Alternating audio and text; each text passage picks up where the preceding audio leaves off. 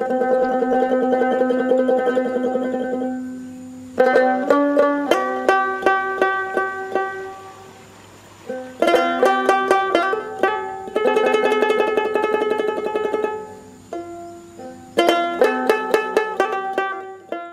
সমগ্র বিশ্বের পাশাপাশি ভারতেরও একটি গুরুত্বপূর্ণ খাদ্যশস্য এবং পশ্চিমবঙ্গের একটি অন্যতম গুরুত্বপূর্ণ অর্থকরী ফসল। আলু একটি শীতকালীন ফসল। এর চাষের জন্য কম তাপমাত্রা, আর্দ্রতা, হাওয়া ও রৌদ্রোজ্জ্বল দিনের প্রয়োজন। প্রাথমিকভাবে যে সকল জমিতে আলু চাষ করার পরিকল্পনা থাকবে সেই সব জমিতে স্বল্পমেয়াদী ধানের চাষ করতে হবে। আলু চাষের জন্য জমির পিএইচ এর মান 6.5 থেকে 7.5 এবং ইসি মাত্রা 0.5% এর কম হওয়া উচিত। লবণাক্ত ও ক্ষারীয় মাটি আলু চাষের অনুপযোগী। আলু চাষে উপযুক্ত জমি তৈরি করার জন্য 2 থেকে 3 বার লম্বালম্বি ও আড়াআড়ি গভীর চাষ দিয়ে মাটি ভালোভাবে ঝুরঝুরে আলগা ও সমতল করে নিতে হবে। প্রথম চাষের সময় গোবর সার ভালোভাবে মাটিতে মিশিয়ে দিতে হবে। আলুর বিভিন্ন জাতগুলি হল কুফরি চন্দ্রমুখী, কুফরি পুখরাজ, কুফরি জ্যোতি, কুফরি চিপসোনা 1 ইত্যাদি। আলুর অধিকাংশ রোগই মূলত বীজবাহিত, তাই সতেজ, উচ্চ গুণমান সম্পন্ন, রোগমুক্ত ও সুস্থ বীজ আশানুরূপ উচ্চ ফলন পেতে সাহায্য করে।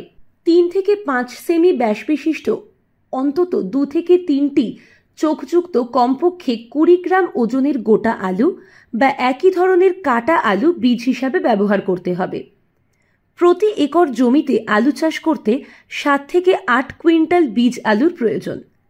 আলু বীজ লাগানোর পূর্বে তা শোধন করে নেওয়া খুবই দরকার। বীজ আলু শোধনের জন্য ম্যানকোজেব বা ট্রাইকোডার্মা ভিরিডি বা সিউডোমোনাস ফ্লুরোসেন্সের যে কোনো একটি ব্যবহার করা যেতে পারে। প্রতি কুইন্টাল বীজ শোধনের জন্য 75 লিটার জলীয় দ্রবণের দরকার। একই দ্রবণ 2 থেকে 3 বার বীজ শোধনের জন্য ব্যবহার করা যেতে পারে। শোধন করা কন্দ রোপণের আগে ছায়ায় ভালোভাবে শুকিয়ে নিতে হবে। শোধন করা বীজ আলু কোনোভাবেই রৌদ্রে রাখা চলবে না। জলদি জাতের আলু অক্টোবর মাসের মাঝামাঝি থেকে শেষ পর্যন্ত, মাঝারি জাতের আলু নভেম্বর মাসের প্রথম সপ্তাহ থেকে শেষ সপ্তাহ পর্যন্ত ও নাভি জাতের আলু নভেম্বর মাসের শেষ সপ্তাহ থেকে ডিসেম্বর মাসের মাঝামাঝি পর্যন্ত বপন করা চলে। সারি থেকে সারির দূরত্ব 18 থেকে 20 ইঞ্চি বা 1 হাত ও বীজ থেকে বীজের দূরত্ব 6 থেকে 8 ইঞ্চি বা হাতে 3টি রাখতে হবে। সঠিকভাবে অঙ্কুরিত বীজ আলু শোধনের পর চোখগুলি ওপরের দিকে রেখে 2 থেকে 3 ইঞ্চি মাটির গভীরতায় বসানো দরকার। অন্যথায় সাধারণভাবে প্রতি একর জমিতে 80 কেজি নাইট্রোজেন, 60 কেজি ফসফেট ও 60 কেজি পটাশ সার প্রয়োগ করতে হবে।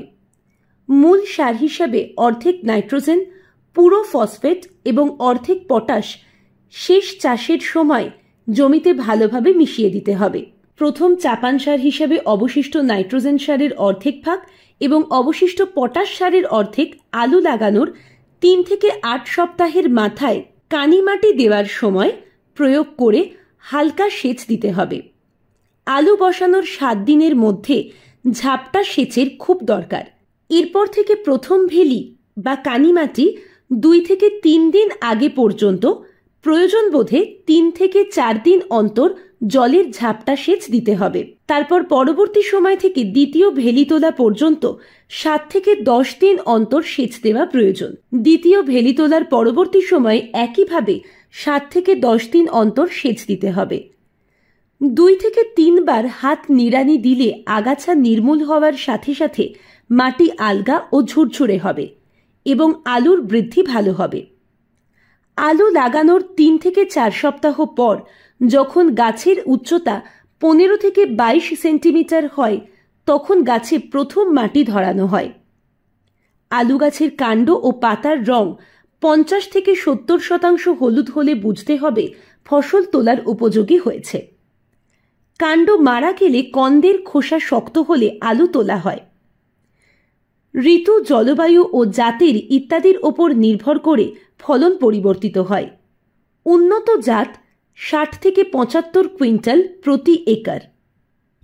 আমার নাম স্বপন কুমার পট্টনায়ক, বাড়ি উত্তর ঘাসাবাদ, ধরা থানা অন্তর্গত। আমি আলু চাষ সম্পর্কে 2-4 কথা বলছি। প্রথম চাষ দিলাম, চাষ দিয়ে গোবর সার, হ্যাঁ, কিছুটা রাসায়নিক, হ্যাঁ, দিয়ে মাটিকে ভালো করে ঝুরঝুরে করে তৈরি করলাম।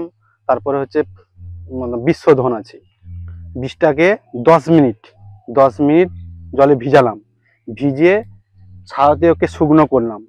করার পর আমরা তারপরে মূল মাটিতে ওকে বসার মাথা ছেটে ওকে বসালাম। বসানোর পর তারপর ওকে ঢেকে দিলাম, মাটি ঢেকে দিলাম। মাটি ঢাকানোর পর তোমার 2-4 দিন পরে একটু হালকা করে জল দিলাম। তারপরে কিছুটা বেড়ে গেল, তারপরে তোমার ডাইথিনিম আর ব্যাবিস্টিন করে আরেকবার মারলাম আমরা মাটিতে। হ্যাঁ, মাটিতে মেরে দেওয়ার পর তারপরে যখন 15-20 দিন এসে যাবে, হ্যাঁ, গাছটা একটু বড় যখন হয়ে যাবে, হ্যাঁ, দেখতে পাচ্ছেন আমাদের এই জমিতে এই সবে তোমার আলুর নাভি ধসা এসছে। এখানে কি পারবো, আমরা অ্যান্টাগোল মারতে পারি বা রেডোমিল গোল্ড, আরো অন্যান্য ওষুধ আছে, আমরা এগুলো করে মারতে পারি। আলু বসানো থেকে শেষ পর্যন্ত 90 দিন সময় লাগে।